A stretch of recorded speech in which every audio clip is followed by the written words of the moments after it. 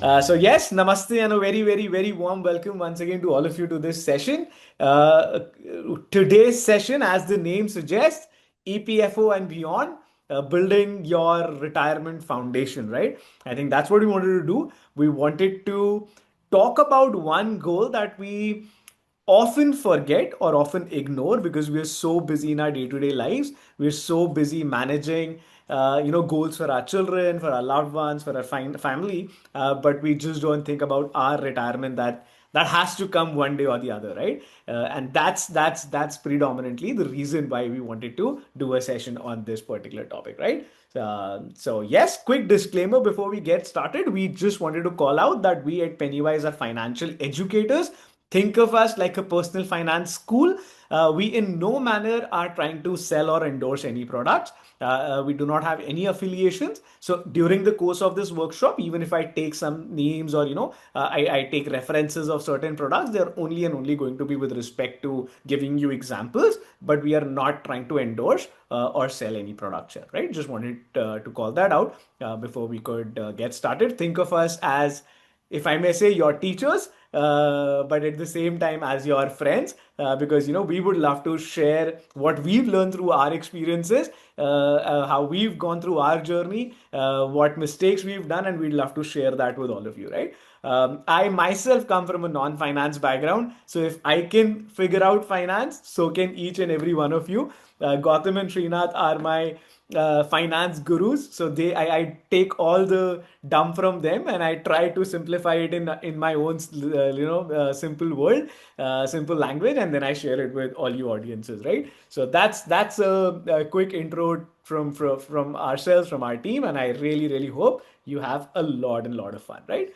So what have we planned? We've planned tons and tons of activities. We've obviously going to talk about retirement planning as a topic, as a subject, and how do we go about, a step-by-step approach towards creating an entire corpus for yourself, and how do you go about building it. But at the same time, we've also planned a lot of fun activities. Cool? Excited? Well, let us look at the energy in the room. Let us try to get some understanding. And so we have a question right in front of the screen, and it has no right or wrong answers. It only has fun answers. So we'd love all of you to interact with us on the chat. The question is, you should retire when you stop understanding the newest Gen Z lang. I'm sorry if anybody is a Gen Z here, not trying to, disturb you, but just kidding here.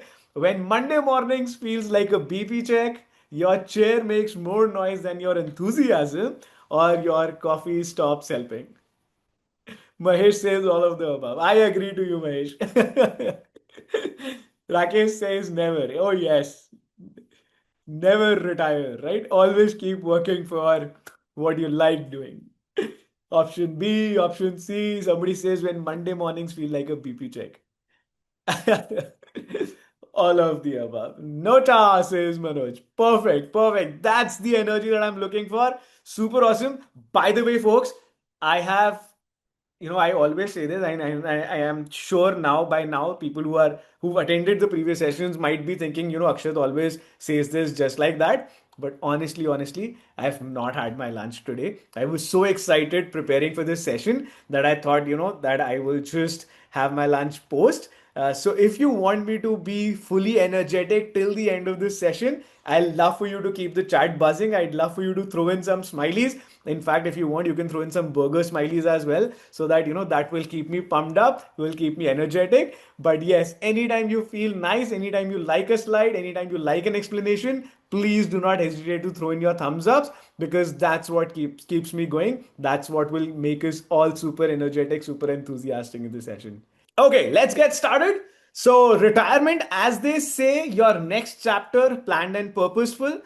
And as a matter of fact, I've always seen a lot of people thinking about retirement as, something that we'll do once we age out, we get old, and all we've got to do is relax, right? But not really. Retirement in today's world actually means that, we've done enough for ourselves. We have a good enough corpus that we can now use to plan the next chapter of our life, because maybe we want to do something else. Maybe we don't want to continue doing the kind of work that we are doing for the rest of our life. And maybe we want to experiment, do this, do that, so on and so forth, right? And therefore, I feel in my dictionary that retirement today doesn't mean stop working, as some of you rightly put in the chat earlier. It actually means working on something that we've always been thinking of, right? We have enough money now in our corpus that can help us pay the bills, that can help us take care of our expenses, and now we are ready to do something and offer another value to this world, right? That's how I see as see retirement in my dictionary today. Correct? When your partner makes enough so you can stop working. Oh, lovely, Sandeep. Yes, absolutely. Why not, right? That's the energy I was looking for. Awesome. Right? And at the same time, we don't want any one of you to look like that when you're 60, 65, or 70. And oh, what? Really? I had to plan for my retirement? Oh no, we don't want you to have those expressions while you are looking at your retirement corpuses or your financial statements. So yes, that's why this subject on retirement planning, right? One more round of questions. The safest retirement plan is expecting your children to fund your world tour, waiting for a distant relative to leave you an inheritance, hoping for a bumper Diwali bonus this year, or maybe buying a lot of gold jewelry and calling it portfolio diversification. None. D. Lot of D's. Nota. None. Yes, I think you get the vibe. Perfect. I'm so excited. I'm so excited. Love the energy coming in the chat. And let's go. Let's go, right? So today, when we talk about retirement, we also there is this common abbreviation that we keep on hearing, and I'm sure a lot of you must have read about it on social media, called FIRE, right? Financial independence, retire early. And that's exactly what I was talking about, that it not necessarily would mean that today we've got to work till 60 or a certain age in order to retire. We might want to fire at 55, we might want to fire at 50, or even earlier or even later, depending on what are our goals and aspirations, right?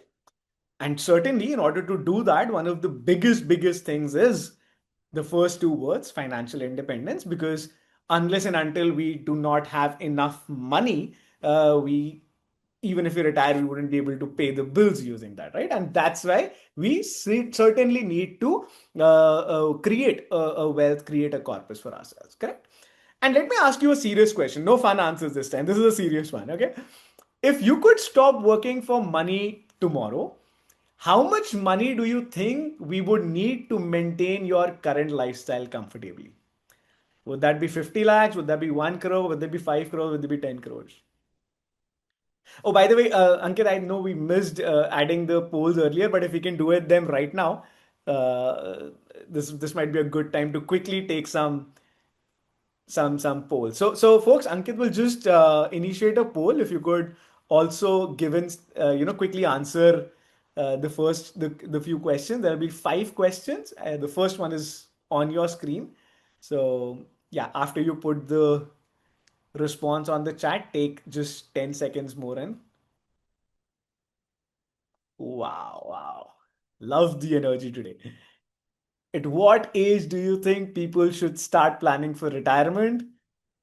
Wow, so many of you, as soon as they start earning, 5, 10 years before retiring, once all the other goals are achieved.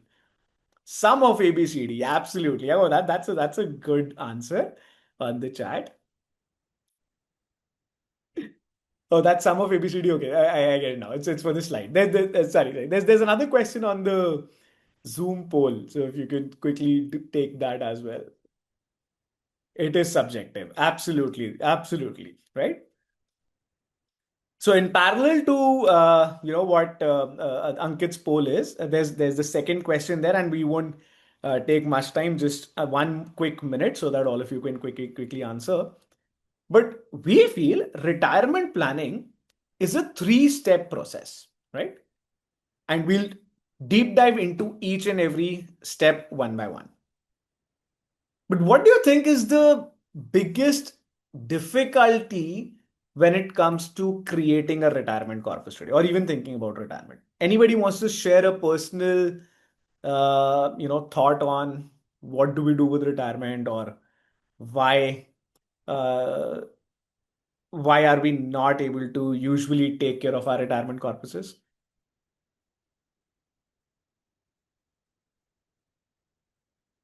How much I need after X age is my biggest challenge. Wonderful, wonderful. Very, very valid question. Very valid concern.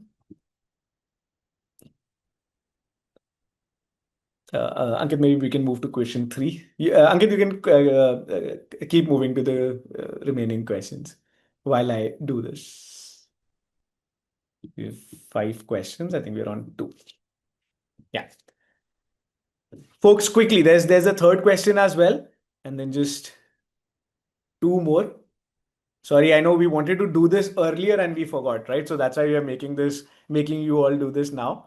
But if you can be a little sweet to us and do it now, that will really mean a lot. Okay, so Nilesh says, how much I need after X age is my biggest challenge. What else? Uh, Naga, if I can call you Naga, GV Naga says future is unpredictable. Okay, yes, absolutely. We don't know what's going to happen tomorrow. We don't know what's going to happen with us today evening. True, very true. Rashna says +1. Pranam says not sure how much I need at 60 given the inflation percentage is unknown. Okay, very fair. Unexpected expenses. The amount we are assuming to be good enough may not be enough as there is inflation. Absolutely. How to start and with how much is the real challenge.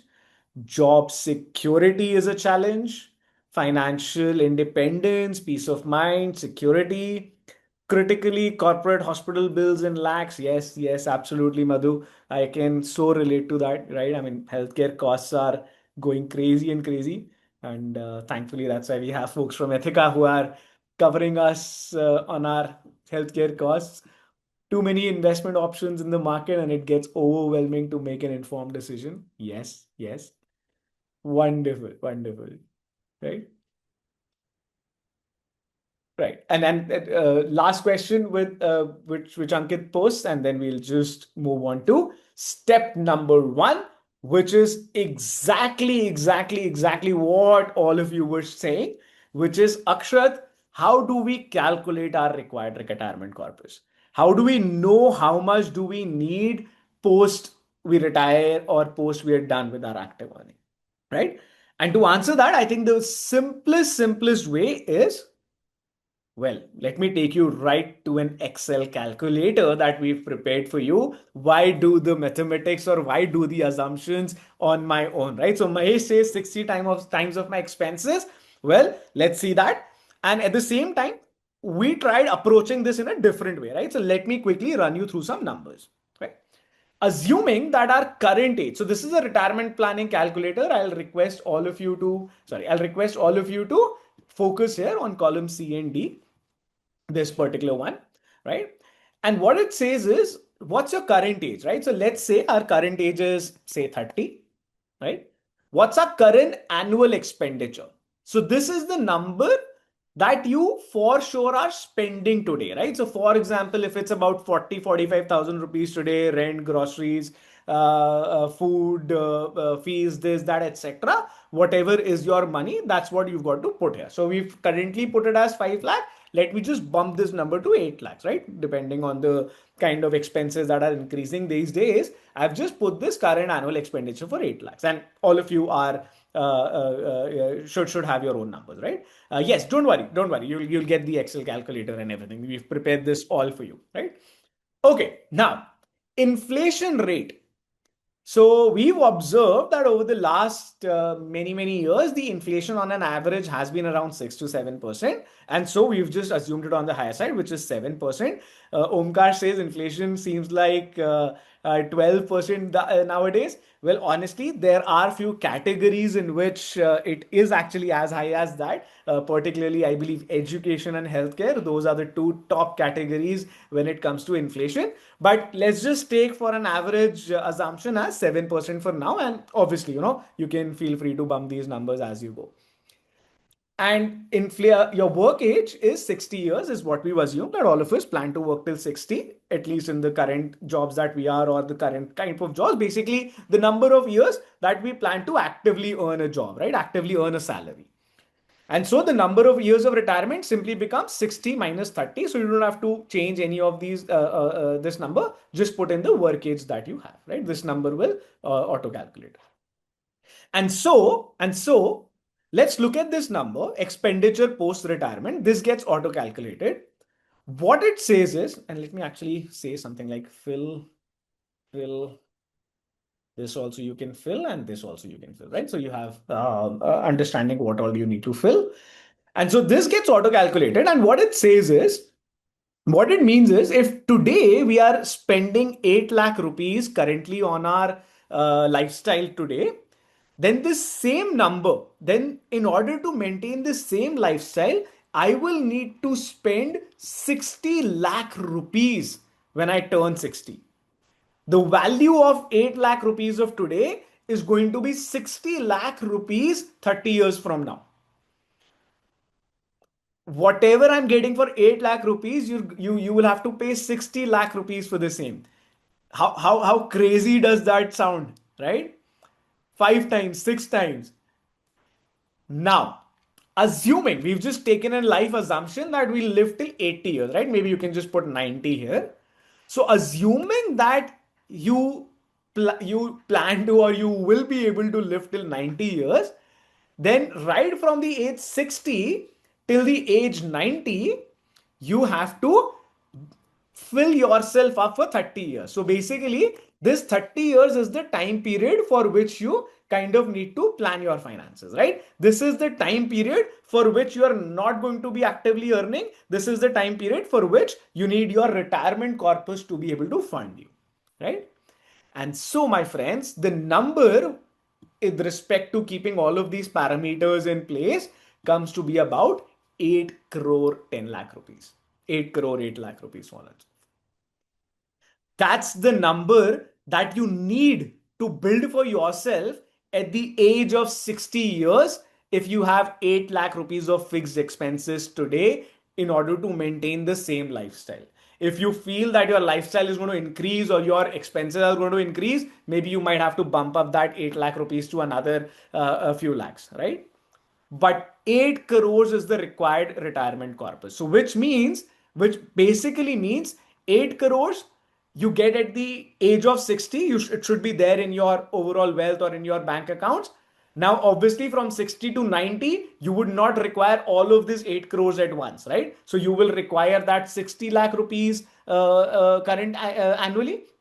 That 60 lakh rupees you withdraw from 8 crores, the remaining 7 crores 20 lakhs 7 crores 40 lakhs, they continue to stay invested and at least generate inflation par returns, right? Even if it's a fixed deposit, because you wouldn't want to explore other opportunities then. So even if it's a fixed deposit, all you have to do is at the age of 60 park your entire retirement corpus into something which gives you a decent return, at least inflation matching.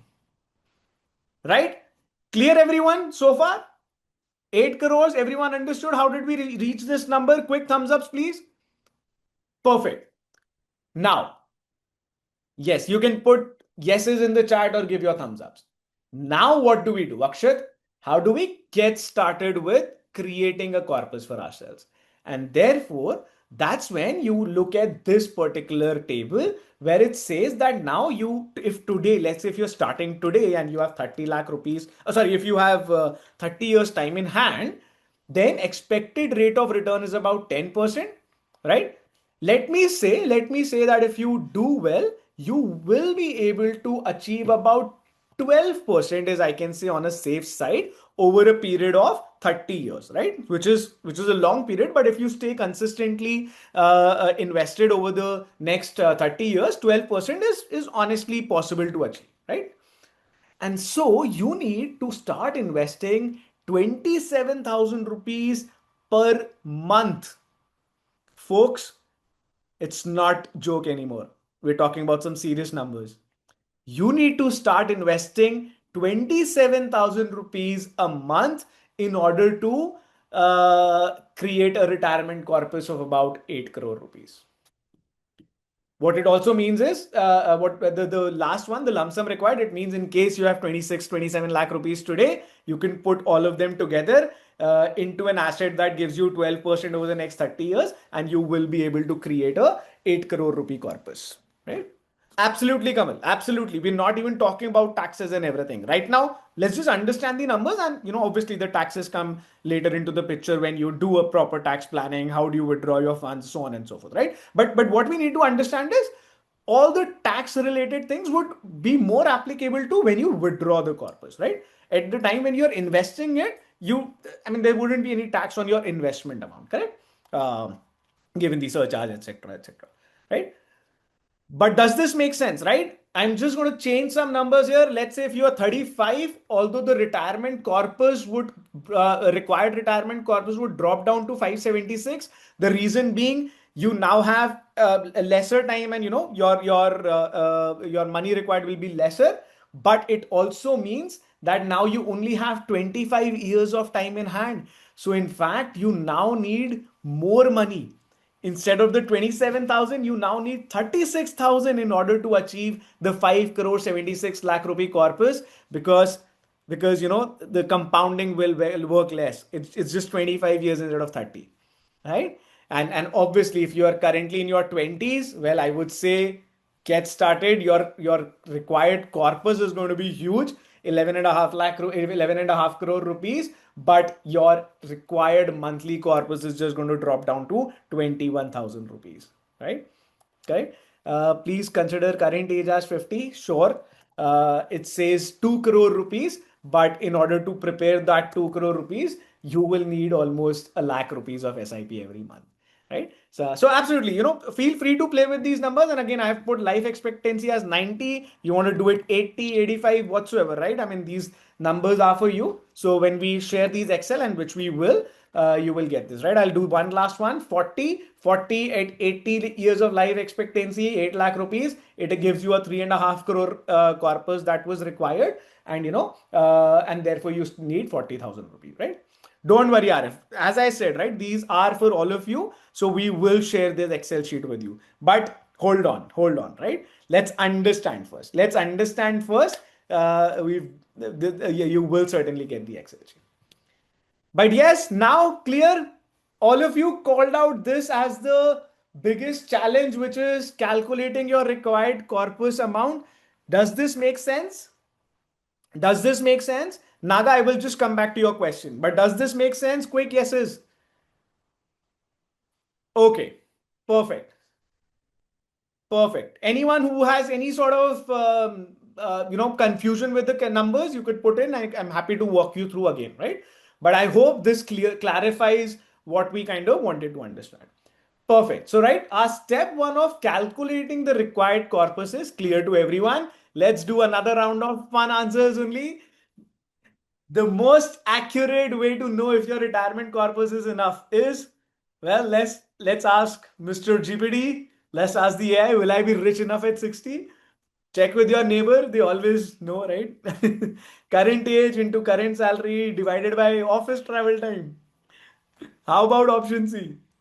And your age in reverse, right? If it's 42, 24. I think last one. 99, 99.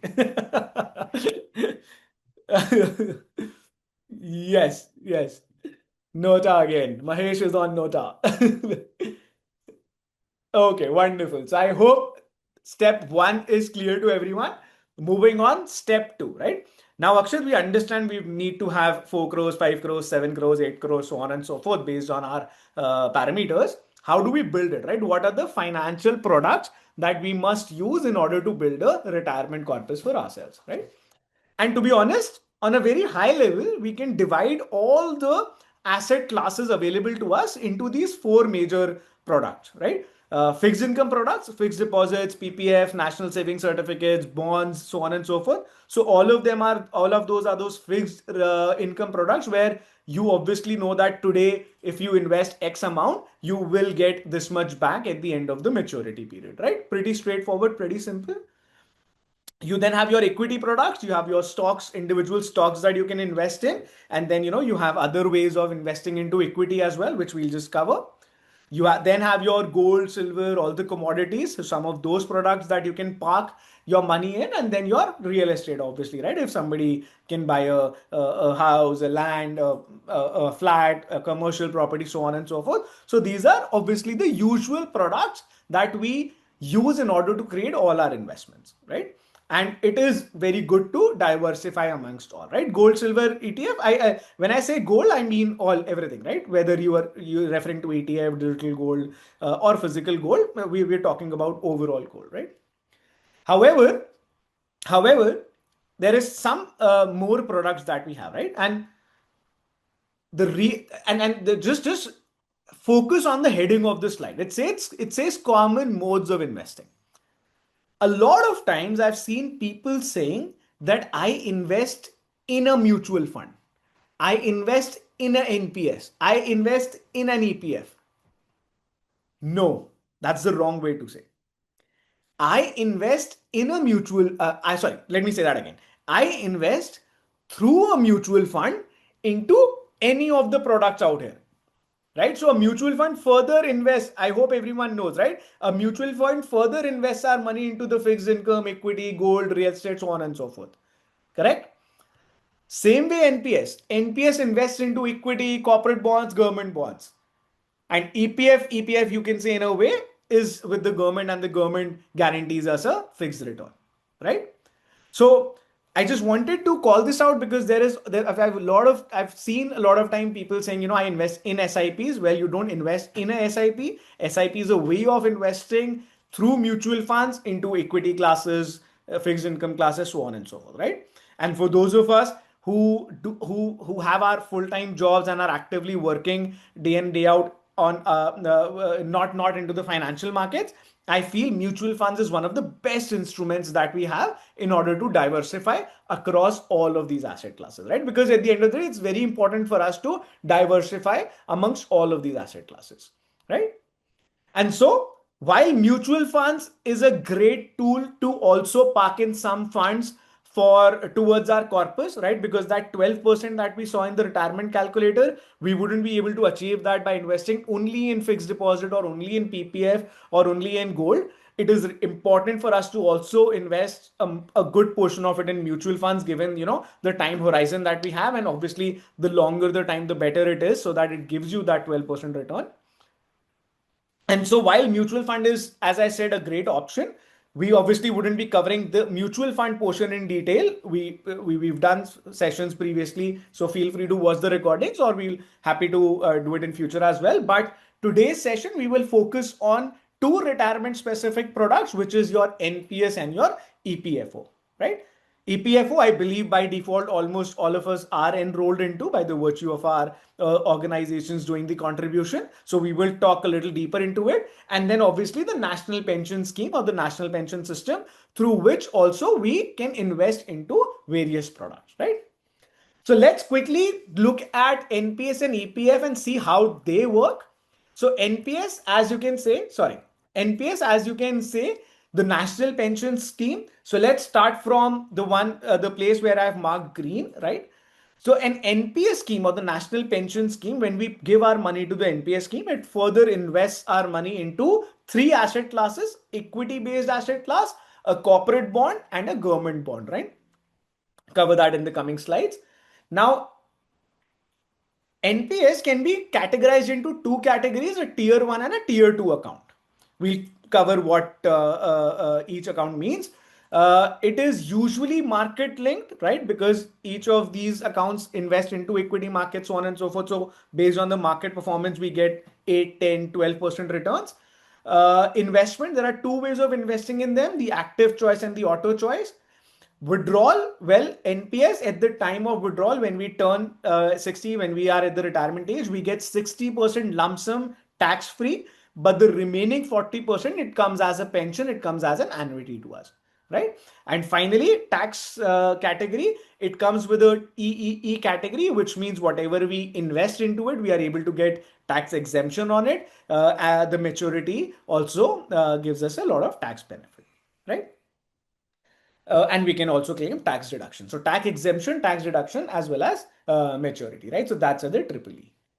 And as I was saying, tier one and a tier two account, when it comes to NPS, tier one account is what is mandatory. A tier two account is optional. There are certain tax rebates and tax benefits, 50,000 in ATC and up to another 50,000 rupees. Sorry, 1.5 lakhs in ATC and another 50,000 in ATCCD. So those are the ones where it benefits under the old regime, right? And in the new regime, the up to 14% of your employee contribution is tax free when it comes to your salary contribution, correct? These are just minimum and maximum contributions required. So feel free to take a screenshot, or you will obviously get these slides, right? Now, how does it get invested? There are two modes: an auto mode and an active mode. An auto mode, right? So auto, as the name suggests, auto means when you put in your money, everything gets diversified on its own. So if today you choose or if you go to an NPS website and you choose an auto mode while you are putting in your investments, there are three sort of options you'll get: a moderate life cycle fund, as you can see on top of my screen, a aggressive life cycle fund, and a conservative life cycle fund, right? So right. So a moderative, an aggressive, and a conservative. And within these, now you see this E, C, and G. So E, C, and G is nothing but equity, corporate, and government. And as I said, it is an auto choice. So in this, based on the age when you are starting, the allocation happens automatically, right? So if you've selected a moderate, it starts with the 50% for equity, 30 for corporate, 20 for government, and then it keeps reducing over the years. If it's aggressive, as you say, aggressive, more risk, so more equity. So it starts with 75 and keeps going down, and corporate and government increases. And conservative, it's even lesser. It starts with 25 and keeps going down, right? Active choice, on the other hand, you are absolutely free to choose as much as you want, right? So you can invest up to 75% on equity, up to 100% government, and up to 100% in corporate as well. There is now another additional option, which is your alternative assets. So up to 5% of this money you can also put in InvITs, arts collectible, alternative investment funds, so on and so forth. Right? However, there is in the active choice particularly, just for you to be aware, not a super important thing, but just for you to be aware that in the active choice, you might start with a 75%, but if once you turn 50, it automatically starts reducing your equity percentage in such a way that at 60 years of age, it's not more than 50%, right? The government, the scheme doesn't want you to take too much of risk, and so they don't want you to put in a lot of money into equity, and therefore a maximum of 50% based on the active choice, right?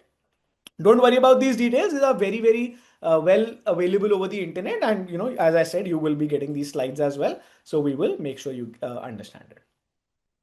Is it fixed amount to put every year? It's variable, Deepak. You can put absolutely as you want whenever you do, right? There is also one new update to NPS. It's just effective this 1st October only, where it says that there is a particular scheme framework, multiple scheme framework. Almost 100% equity exposure is allowed. Not almost, in fact, 100% equity exposure is also allowed, right? So when you choose the active, and if you're choosing this particular scheme framework, you are allowed to put in all 100% into equities as well. It's a great option for anyone who's a high risk taker and wants to go all in or all aggressive, but make sure you have some portion diversified towards your debt or towards your fixed income also, if not in NPS, in other schemes. Clear?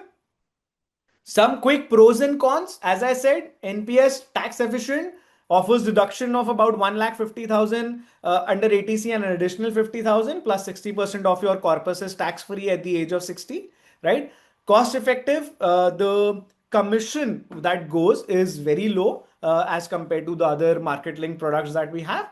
And you certainly have some flexibility and control with respect to the asset allocation, the ones that I was telling you, active, auto, so on and so forth, right? The cons, on the other hand, is you have to have this 40% of annuity, right? So that does not go away. That is going to be there. Market linked, well, usually it is not a problem when you are investing in it for the longer run. Even if it's market linked, it gives you a decent return over a long period of time. But if you are investing for a short period of time, then there is always the option of making losses in the stock markets, right? As you know, and reduced equity after 50 years of age, right? Right. So some of those pros and cons is what we wanted to call out. And these are all the various pension fund managers that are available to us, from Aditya Birla to Axis, DSP, SDFC, so on and so forth. Okay. Cool. So this 40% you will keep getting as the pension at the age of after the age of 60. What is the maximum age to start NPS? Gautam Shri, are you guys aware of that? So entry age is 70, Akshat. Oh, So you okay. can start investing maximum at the age of 70. 70. Cool. So that's what we cover with NPS. I hope everyone understands NPS now. Quick question. What is the biggest benefit of NPS? Thanks, Manoj. Thank you so much. I think I love the fries, but I'm sure my wife would want me to have an apple. So thank you for that. Okay. What is the biggest benefit of NPS? Once again, fun answers only. Tai wants to hand the checks personally. Your risk never increases. The lock-in is so strong, and you can select the auto option, right? But it certainly is a great product. Jokes aside, it certainly is a great product to invest a certain portion in, right? Okay, we have quite a lot to cover. I might extend the time by a bit, but I will go quickly now. Cool. I hope you guys are having fun. If possible, if you have meetings at 4:30, try and push them by 10-15 minutes if possible. My humble request to everyone. Cool. Okay. Now, next one, Employee Provident Fund. Another important one. I'm sure almost all of us might be contributing to it every month. And I remember my first job when I had that EPF contribution deduction. I was like, what is this? I don't want this to be deducted. I want all my salary in my hands, right? That's what it happens. But let's quickly understand what EPF is. So EPFO, the Employee Provident Fund, it's a government scheme. The government guarantees you a fixed return year on year. The return obviously keeps changing, but currently it's 8.25% and it's been there for quite some time. And that's the guaranteed, it comes with a sovereign guarantee, right? So the government is using those funds for the country's development and they guarantee us a fixed return on that, correct? Now, EPFO scheme, the way it is structured, there are two parts to it: an employee contribution and an employer contribution. Employee contribution straight away 12% of your basic plus DA. In some cases, you have that fixed 1800 as well. We'll just cover that computation. And that 12% of the fixed 1800, it goes straight into your employee provident fund.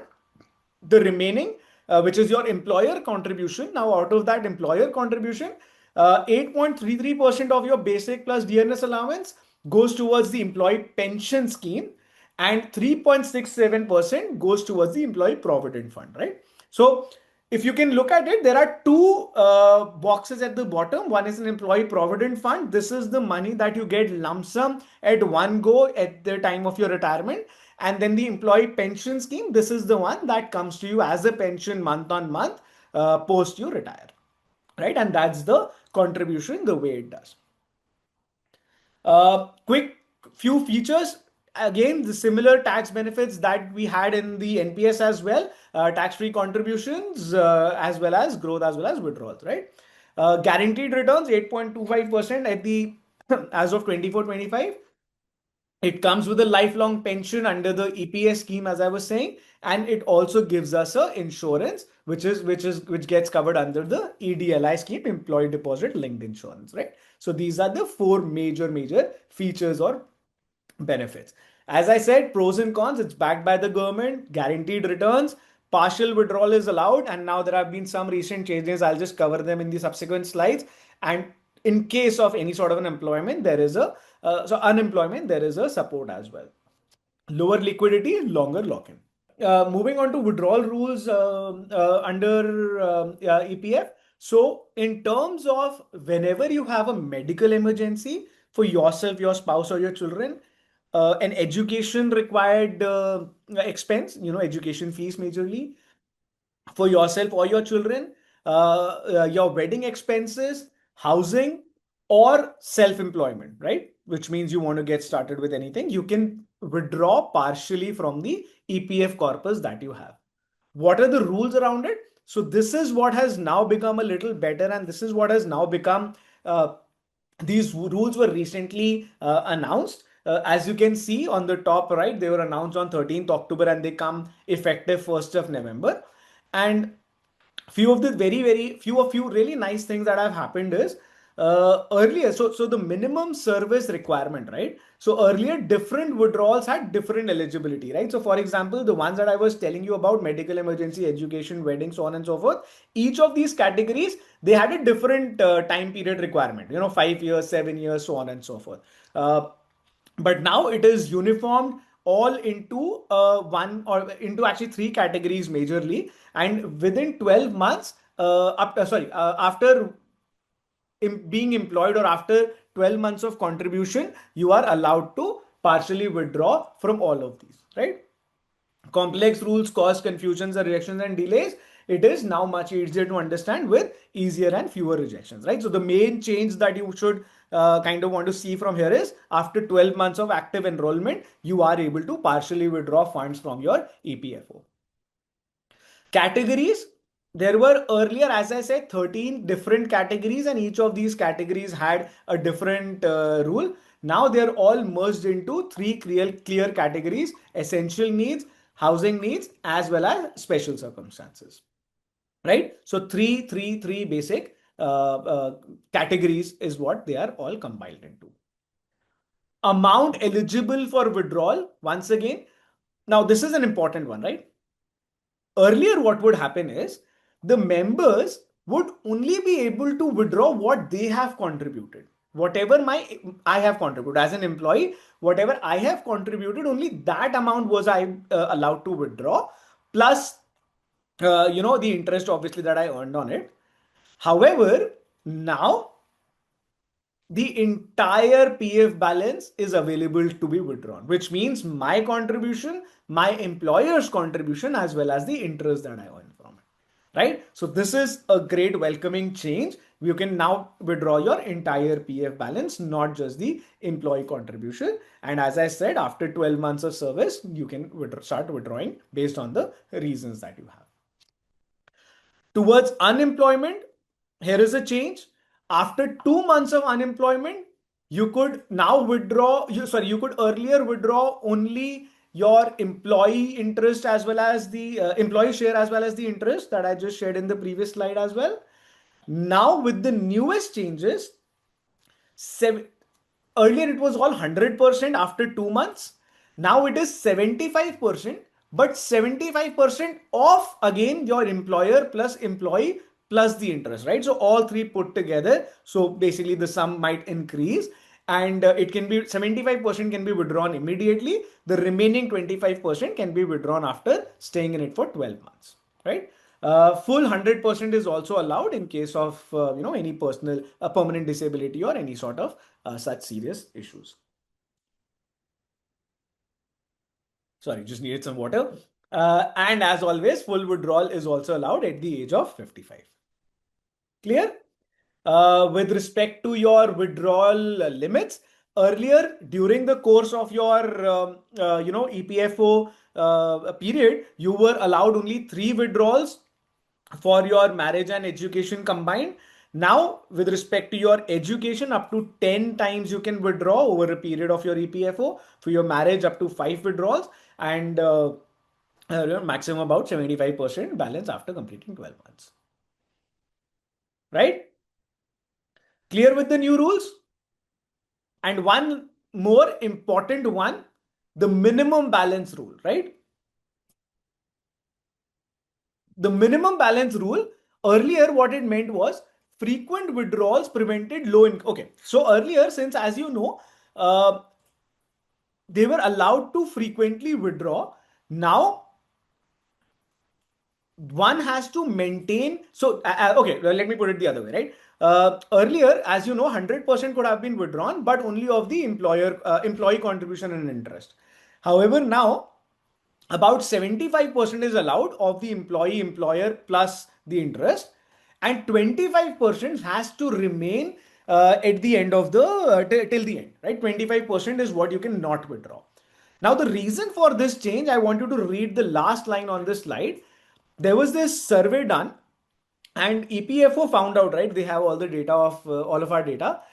About 50% of the PF members had less than 20,000 rupees left at the time of retirement. Think of it. Up to 50% PF members had just 20,000 rupees left in their balance, and 75% has less than 50,000 rupees left in their balance. Now think of it. You've worked all your life. You are waiting for your EPFO to fund your retirement, and all you find is 50,000 rupees, or all you find is 20,000 rupees.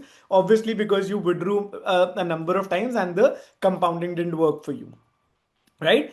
Therefore, now this new change has been introduced, which is members must maintain a minimum of 25% balance in PF accounts after withdrawals, majorly in order to give you a basic safety net.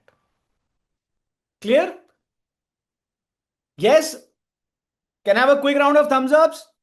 I know this could be a little taxing, but it is important.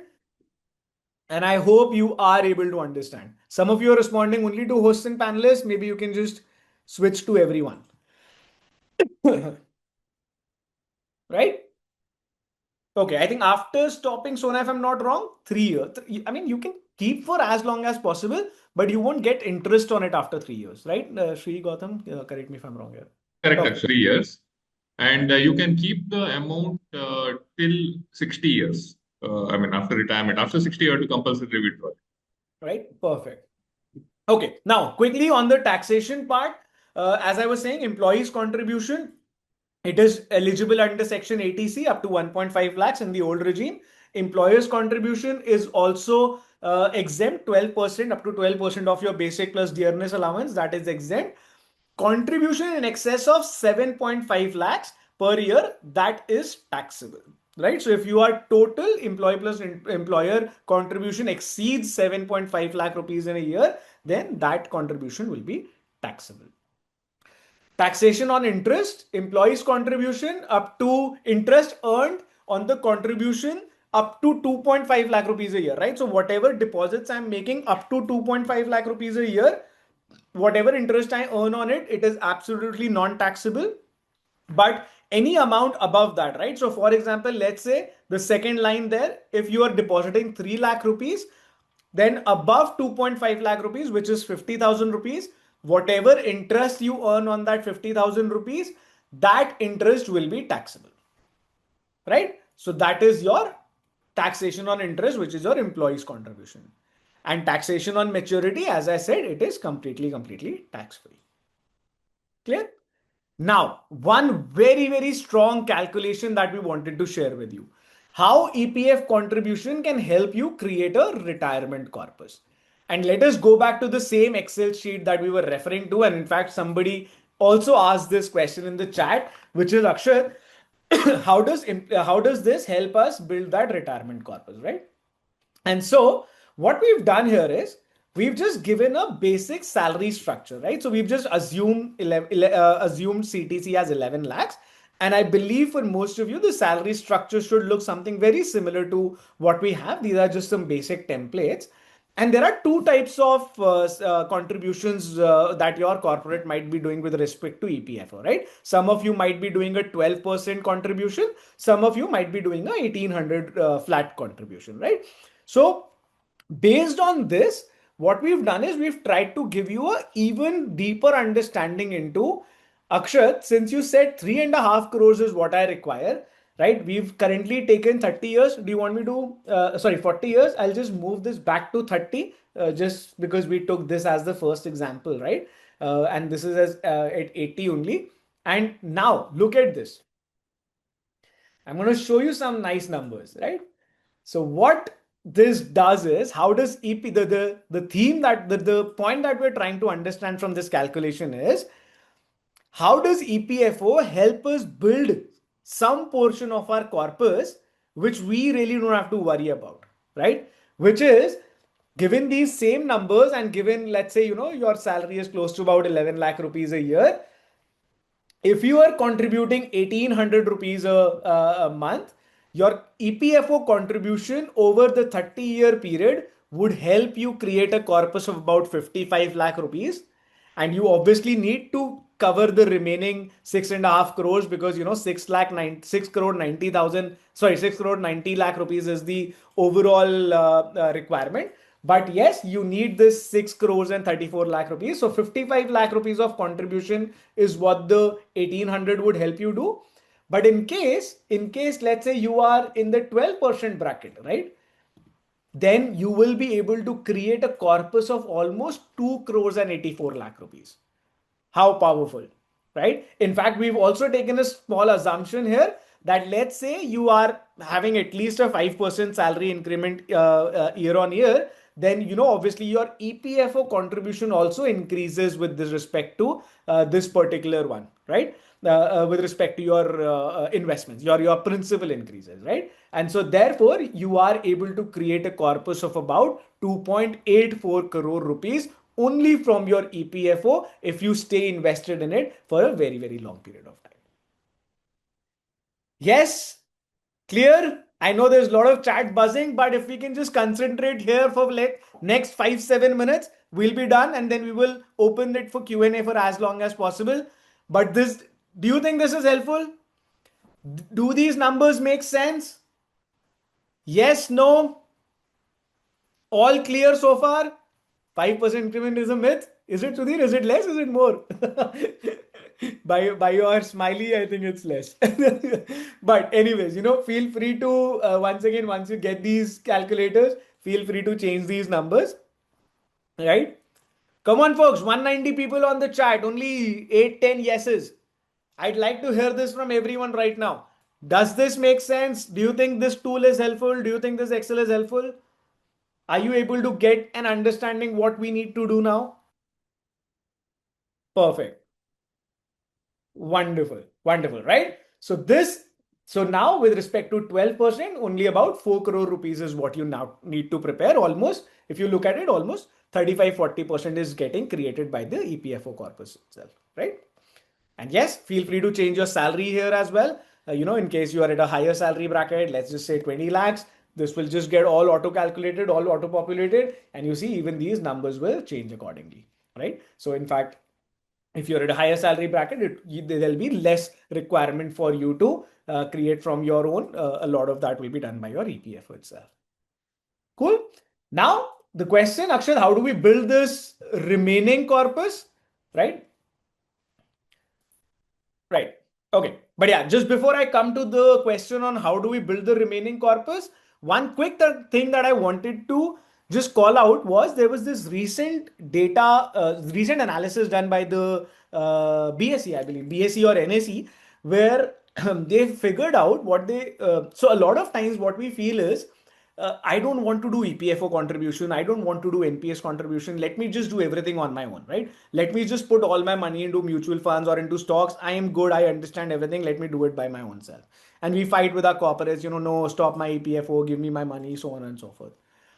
But what I really, really see from the numbers is, if you look at the percentage, only about 30% of people, and this is urban population, only 30% of the people actually continue their SIPs for a period of more than 5 years. Most of the people stop doing their SIPs. I mean, if you look at that, almost 23% people do their SIPs for not more than 1 year. Almost 70% of the people, they just stop their SIPs in a span of 5 years or so. And therefore, as much as we might think that, EPFO is offering only 8.25 and, I'm better off investing everything on my own. I can do a 10, 12, 15%, earning. It somehow doesn't work. And so my humble request would be, make sure you have a good enough EPFO or NPS, and we can talk more about it. But EPFO certainly, by the default measure of it, helps you create a really, really solid corpus, right? So that's why I just wanted to call that out so that all of you do understand. Clear? Now the EPS part, how is that calculated? Simple formula, pension amount is total pension amount is equal to salary basic plus DA into service period divided by 70, right? As of today, a maximum of 7,500 is what you could get through EPS as a pension. The minimum would be 1,000 rupees. Updates to EPS withdrawal. There was also this update. This is something that all of you also must be aware of. Earlier, if you had done less than 10 years of service, which is less than 120 months of service or 120 deposits to the EPFO, you were allowed to withdraw the EPS amount also, the employee pension scheme, the second part of the EPFO, right? That also after 2 months. However, now, post these changes, you will only be able to withdraw them after 36 months of employment. Okay? You will only be able to withdraw them after 36 months of employment. Clear? There is also something called as VPF, which is above your EPFO in case you want to deposit more than the 1,800 or more than the 12%, you can speak with your respective corporates and payroll teams and you can do a VPFO deposit as well. Gives you the same benefits, gives you the same amount. Cool. Let's do another round of fun answers. The best use of your EPF balance is paying for your children's wedding, DJ lights, funding a Goa trip, buying an 85-inch QLED TV, or revenge shopping to cope with office stress. By the way, just an important thing, in case we don't want to miss any questions, so you can start putting your questions in the Q&A section. We have a Q&A section down below. You can start putting it there and we'll start picking up the questions from there. Right? Awesome, right? And moving on finally to step number 3, which is taking an action. Finally, now today, after this session today, I hope all of you have all the information that you needed. And folks, as they say, right? If you don't execute, there is no point me shouting for the last one and a half hours. There's no point Ethika doing this session. There's no point you attending this session. So please take an action. Often we've seen all of us attend these sessions and we don't take an action. I would say it's Friday. You have the weekend with you. Please take an action, right? Go ahead, get started, calculate your retirement corpus, look at the products, start investing. But please stay away from any product that mentions retirement. What I mean by this is there are a lot of products in the market, the endowment plans, the ULIP plans, the guaranteed income plans, retirement oriented money back plans, and so on and so forth. Honestly, most of the time they don't give more than a 6.5, 7% return. Right? You've heard of those plans, pay for 10 years, break for the 11th, 12th year, 13th year onwards, you get tons and tons of money back. Well, if you actually put those numbers in an Excel, and we've done that, happy to share that Excel as well, the amount does not come out to be more than 6%, 7%, right? So make sure you stay away from such plans. As I was sharing earlier as well, all you need is just these simple products. The ones that we talked about earlier, mutual funds, NPS, PPF, EPF. And between NPS and EPF, you can choose one or both. I mean, based on the lock-in. If you'd like, you can also just use one mutual fund and EPFO combination, or a mutual fund and an NPS combination, or three of them based on but look at the lock-in parameters as well. But make sure that you don't unnecessarily put your money here, there, everywhere, right? Too much of diversification is also not required. Cool. What is the most essential thing you need after retirement? Pakka, last round of fun answers. I hope the fun is not now seeming to be boring. By the way, let me also tell you, we've done the fun answers only section is the newest edition. We've not added these fun answers earlier in the previous sessions that we did.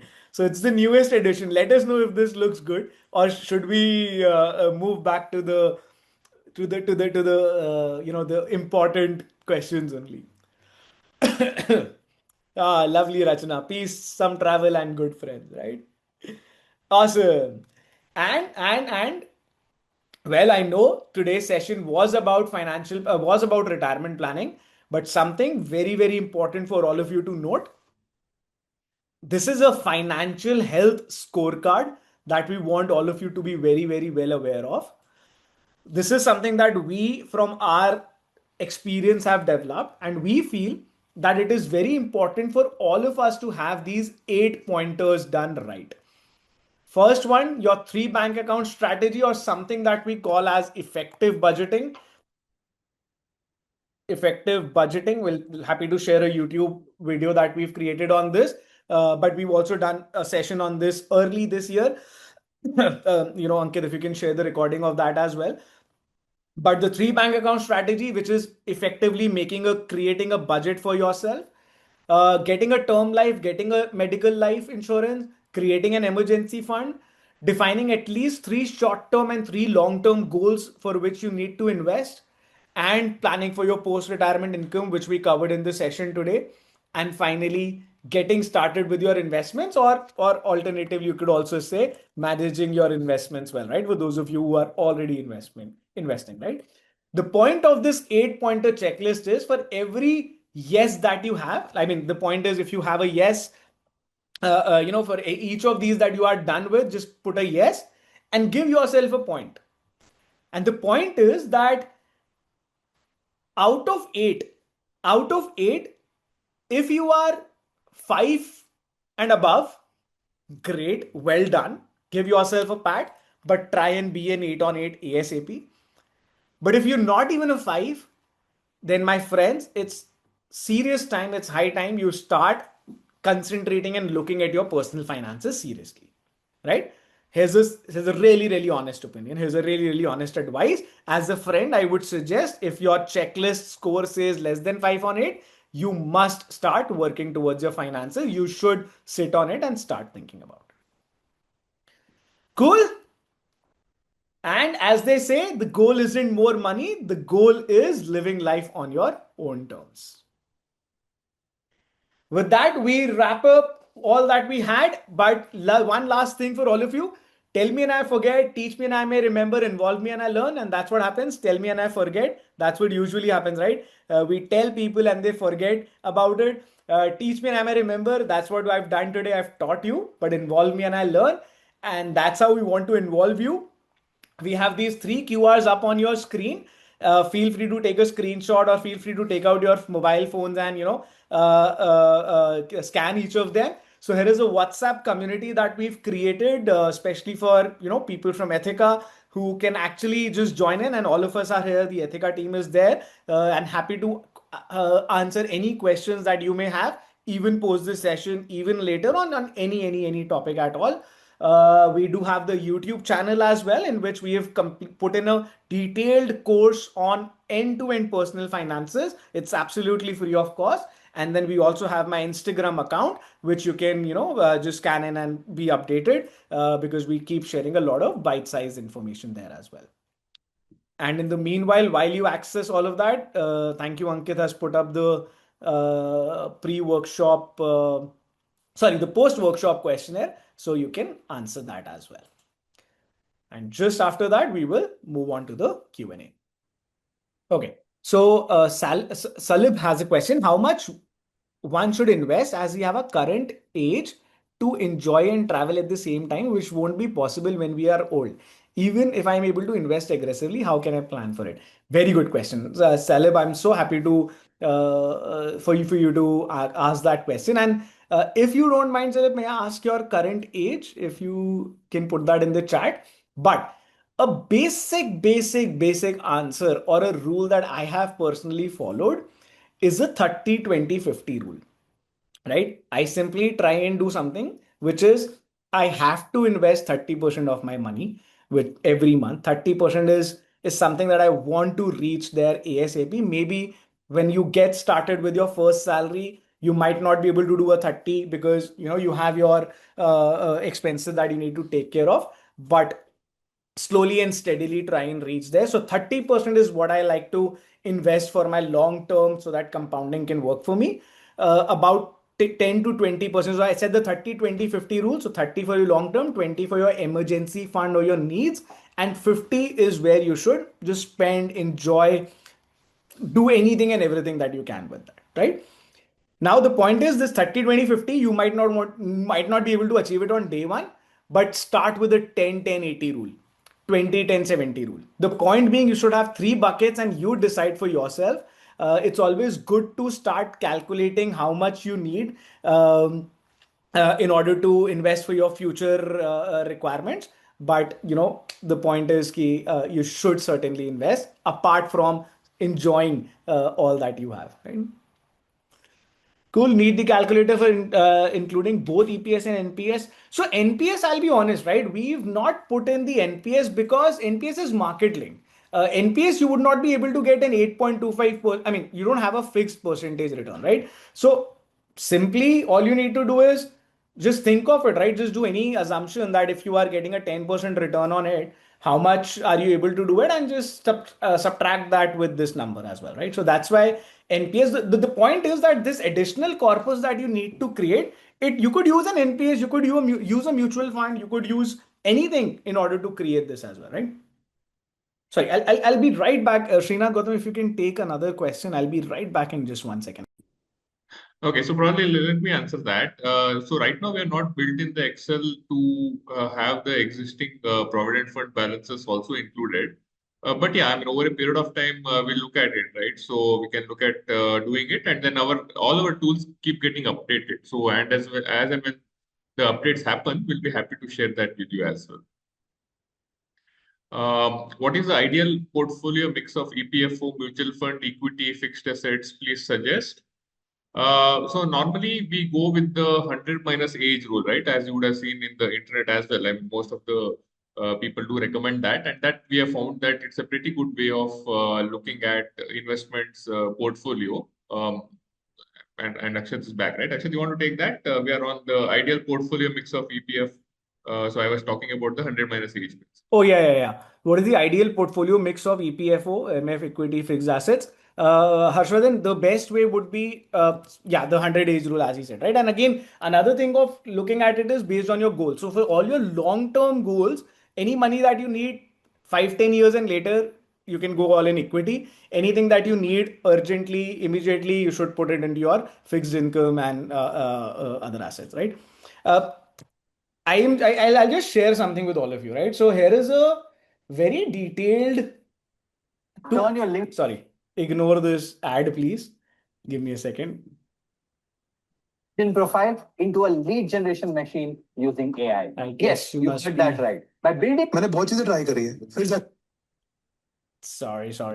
Just a second. What I was trying to share with all of you was this all of these questions, right? We keep getting, and therefore we've created a very, very detailed course on the same. So if you go onto our YouTube channel, which is this, and you just go onto the playlists, and then within the playlist, this something called as the fundamentals of personal finance, right?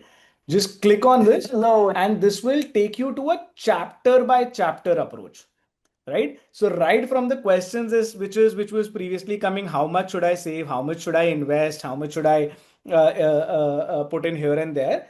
All of that, right? Right from your budgeting, from your inflation to your creating a budget to creating a financial plan, etc. All of this, if you look at the right side, it's chapter by chapter covering everything about your personal finances, right? So feel free to just watch it. If it resonates, feel free to watch it till the complete. But yeah, just wanted to call that out since you asked for it. SIP or EPFO, which will be the best option? Both. Chaitali, both. So I'll tell you why, right? That's the most important thing. You need an SIP. You need a investment. So when you say SIP, what I understand is you mean equity, right? Because we've got to put our money into equity asset classes. So putting your money into equity is important because that's the area where that will give you 10, 12, 15% return, right? Over a long period of time. But EPFO or any of the fixed income asset will give you stability, will give you a guaranteed return, right? So even if, say, the stock markets go down, right? For example, last 1 year, the stock markets haven't performed well. So even if, there is a time when stock markets aren't performing well, you need some money, and EPFO will give you that stability, that fixed money, right? So therefore, doing both is important depending on the age. Let's say if you are in your 30s, I'd say a 70-30 split is good. If you are in your 40s, a 60-40 split, which is 60 SIP, 40 EPFO. And same way, as you grow up in age, you can slowly bring your SIPs, your equity portion down, and increase your EPFOs in, right? Once again, covered all of that in detail on the videos.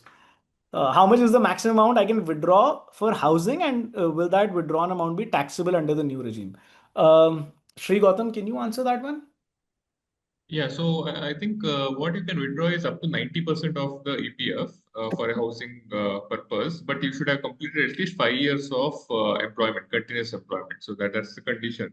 On the taxability, no. So there will be nothing which will be taxable because you are allowed to withdraw it only after 5 years of continuous employment.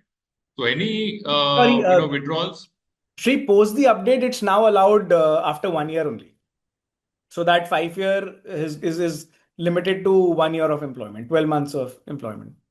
Okay, yeah. So it is from effective from 1st of November. Yes, First that's November, changed. yes. Correct. And can withdraw up to, I believe, 75%. Yeah, now it's 75%. You are right. Yeah, but the only challenge here would be that if withdrawn before 5 years, that amount will be taxable because there is no continuous employment till 5 years. So that's the basic condition for withdrawal. Okay. NPS after 60, if you not withdraw and continue to invest, what will happen? Any so I think the question, Sri Gautam, is if you continue can you continue investing after in NPS after 60? Yes, I Yeah, think. so up to 70 years it's allowed. So you can continue investing up to 70 years. So there is no issue. After 70, you have to compulsorily withdraw 60% and 40% has to be converted into a annuity or a pension.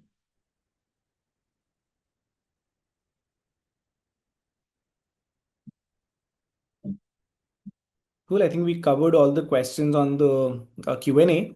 Folks, any other questions? You can also raise your hand so we can bring you, or you can just put them in the chat.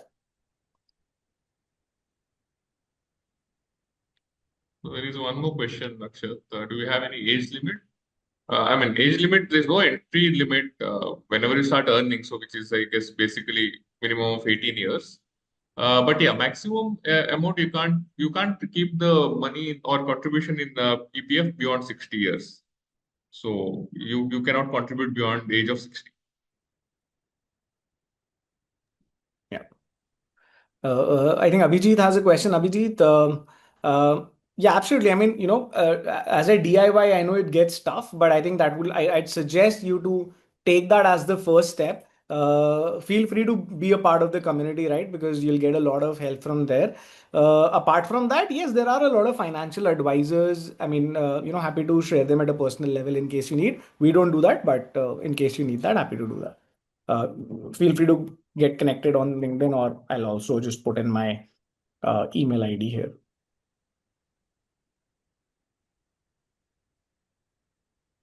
Okay, just going through the chat. Ankit, anything we missed? I know the goal is like study for children retirement, but do you have some goals based on your experience, which I can see and think around? Okay, I think Nilesh has a very fair question. Yeah. What goals should I be investing for? Let me see, Nilesh, if I can. I had a slide somewhere. I'll have to find that out. But yeah, Nilesh, I think there could be tons of goals based on the age that you are in, right? So now let's say if it's not, it could be something related to your travel. It could be something related to your building a house. It could be something related to even as much as doing a philanthropy, or buying certain gadgets that you need to. So I think anything and everything that requires money for you to fulfill that becomes a goal for you.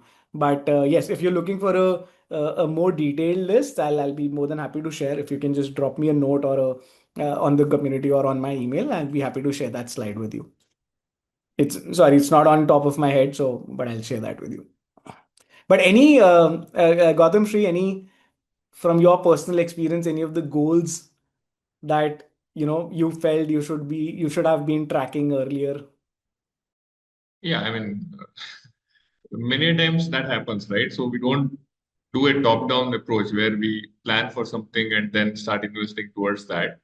Very often education expenses is something which we have seen being missed out, right, for children. Now, either missed out or we don't anticipate the quantum of the amount which is required. Of course, it also depends on these days, it's huge amounts, right, depending on which field the child wants to take. We might not have planned enough money for that, and suddenly we feel that we have to look at all the investments on hand, and probably sometimes we're going to end up liquidating the investments at a wrong time, right? Let's say if the market is down, we'll be forced to withdraw from the market or the mutual fund. So those things do happen. But yes, I mean, now with all the tools that are available, I think it's easier for us to look at planning it very carefully and investing the money based on the future goals that we have in mind. Shri, there's another question on can my wife get pension from annuity in EPF or NPS? Yeah, in case of Employee Provident Fund, the employee pension scheme, right? So that some nominal amount gets paid only after death of the employee. So I think close to 1,000 or something gets paid to the spouse post the death of the employee.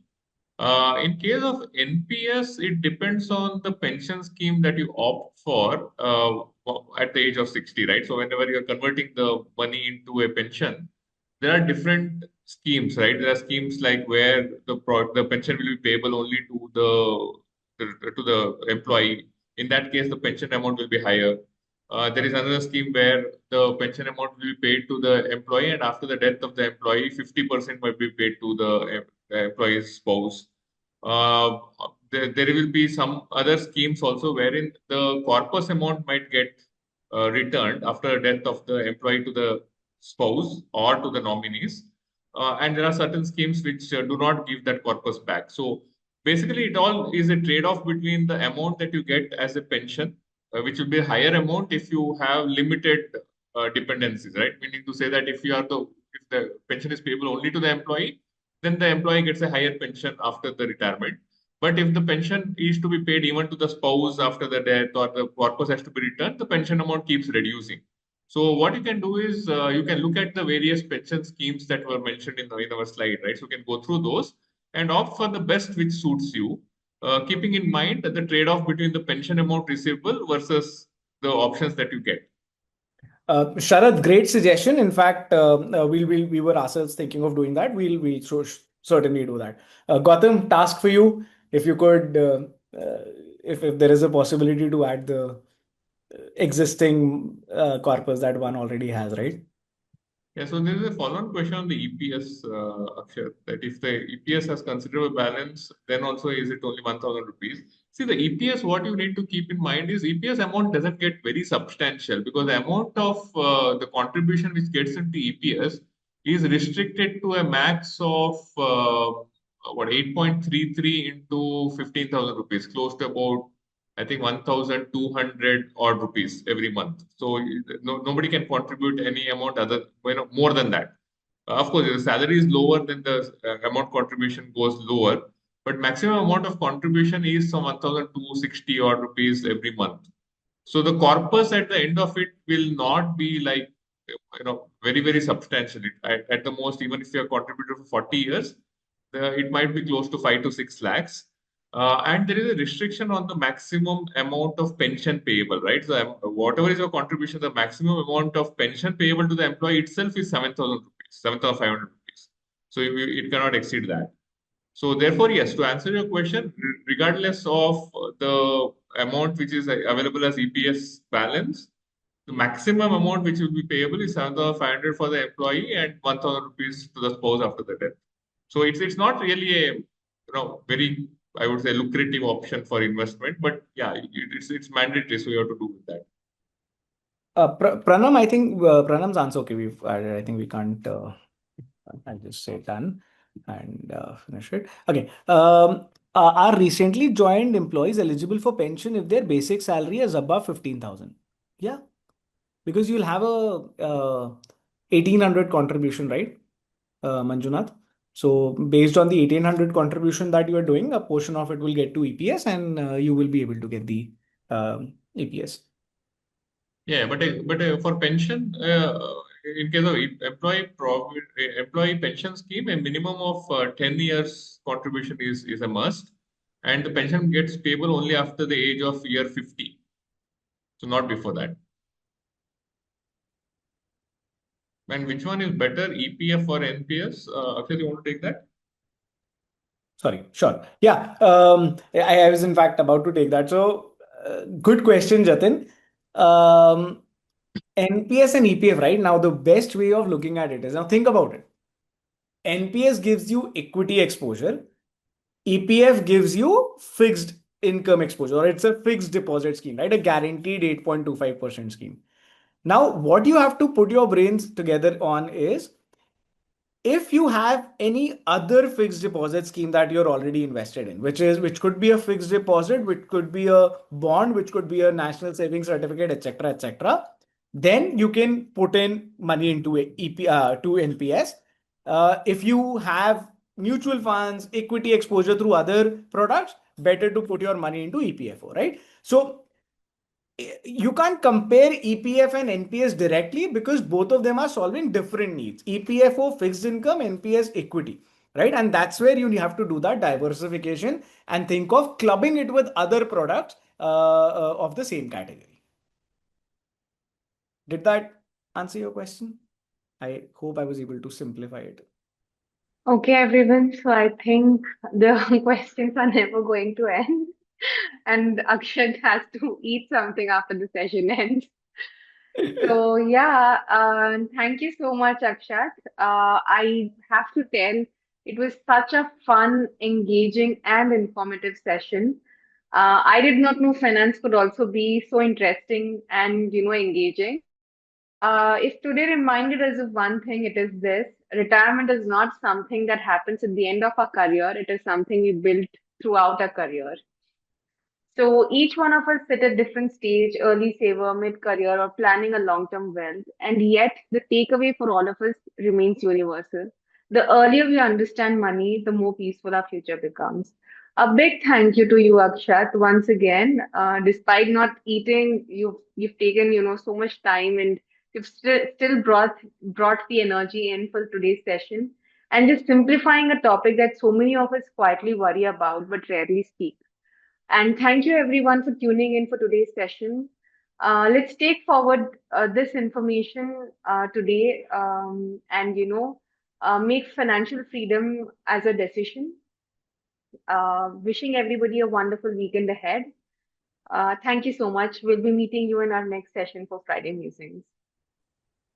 Thank you. Thank you so much, Nisha. Thank you, Ankit. Thank you, Thank you everyone. so And much, sir. Thank thank you. you to the lovely participants, right? Super, super engaging. Thank you for the keeping my energy pumped up. But yeah, great Absolutely, sir. participation today. Thank you, Ankit. Thank you, Nisha. Thank you, sir. Thank you Thank you, so sir. much. And before we wrap up, I just want to inform everybody about the next session's details, where we are bringing something very exciting next week. With Christmas being around the corner, we are taking silent musings to a completely new direction. Next week, we're stepping into Santa's viral fun factory, a playful, festive break filled with surprises, games, and laughter. Trust me, you guys don't want to miss this. We'll be looking forward to meeting everybody again for tomorrow's session again. Thank you so much, everyone. Have a great weekend.